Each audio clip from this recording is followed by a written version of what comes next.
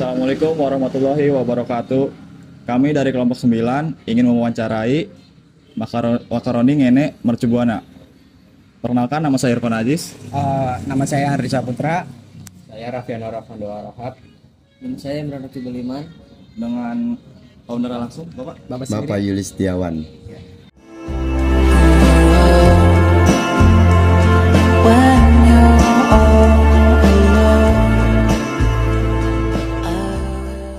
Pak, izin bertanya, Ya. bagaimana jika ada pelanggan yang tidak puas atau menyampaikan keluhan? Bapak gimana untuk menanggapi hal tersebut? Menanggapi hal tersebut dan seperti keluhan pada rasa, misalkan pada rasa itu kita beli pilihan, misalkan rasa yang dicoba itu rasa yang biasanya belum familiar untuk mereka, misalkan. Dan perbedaan setiap rasa itu, memang setiap usaha itu beda-beda mempunyai rasa pilihan sendiri. Jadi kita memberi informasi ke mereka apa keunggulan dari rasa, apa kenikmatan dari rasa tersebut yang disuguhkan untuk jenis makanan. Adapun banyak seperti makanan-makanan yang perbedaannya dengan rasa itu sangat mencolok. Misalkan kalau dalam bidang makaroni kita nggak mungkin rasa-rasa itu semuanya dimasukin ke dalam makanan, misalkan rasa pisang itu nggak bisa di makaroni, itu dia. Menurut Bapak, apa yang bisa ditingkatkan dari cara komunikasi usaha ini dengan pelanggan atau konsumen? Cara membangun komunikasi konsumen, jadi penjual harus memberikan pelayanan yang terbaik. Salah satunya memberikan promosi-promosi agar mereka mengetahui apa yang dipromosikan, apa keunggulan di setiap makanan atau bahan-bahan yang disediakan di outlet atau yang dijual oleh penjual tersebut. Berikutnya, cara komunikasi ke pelanggan yaitu dengan cara memberikan edukasi tentang apa yang dijual. Misalkan kita dijual tidak hanya untuk menjual barang tersebut, tapi apa itu manfaatnya. Misalkan kita beri pilihan ke mereka itu jenis-jenis makanan, rasa-rasa makanan tanpa untuk mereka itu tidak mengalami sesuatu yang istilahnya dikata itu banyak pelanggan yang alergi. Ya, dari pengalaman kami itu komunikasi kami ke pelanggan itu kadang apapun yang kami jual itu selalu memberikan komunikasi seperti yang lainnya, komunikasi mengenai produk, apa yang dijual. Terus mungkin komunikasi tersebut dapat ditingkatkan dengan cara berbagi. Istilahnya itu kalau kita menjual dan pembeli itu berbagi informasi mengenai produk-produk apa yang kita jual, apa manfaatnya, dan untuk penjualan pun kita ada rate-nya atau harga yang bisa mereka jangkau.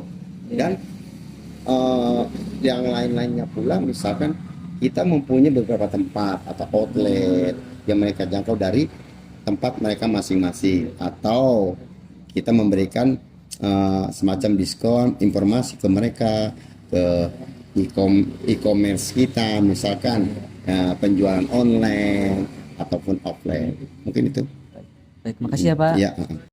Oke, pertanyaan selanjutnya itu apa saja sih Pak informasi yang harus Bapak sampaikan kepada pelanggan saat menawarkan produk baru? Itu contohnya kayak ada misalkan varian baru gitu. Ya, jadi untuk menawarkan atau membuat pelanggan semakin menarik apa yang kita tawarkan, apa yang kita promosikan. Misalkan seperti ada makanan-makanan baru, salah satunya itu seperti spesial today.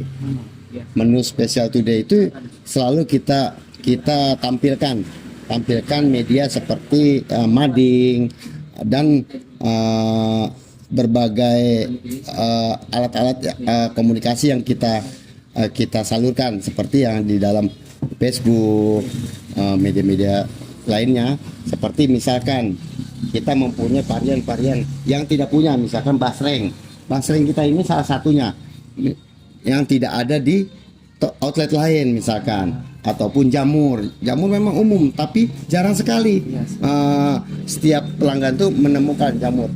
Salah satunya kenapa pelanggan tertarik makanan di outlet dibanding di luar di pinggir jalan, karena mereka lebih percaya hygiene-nya, kebersihannya dan halalnya, dan mereka itu merasa terjamin, mereka tuh merasa nyaman. Dan dengan harga yang kita berikan sebagai promosi murah, meriah, sehat, mungkin mereka terdorong untuk mau datang lagi kemari dengan membawa teman-teman. Benar-benar. Ya, cukup sekian sih. Oke Pak, pertanyaan selanjutnya. Apakah Bapak menggunakan media sosial atau aplikasi pesan seperti WhatsApp, Instagram untuk berkomunikasi dengan pelanggan? Ya, usaha makanan kami itu memang sangat penting sekali ya untuk meningkatkan penjualan kami.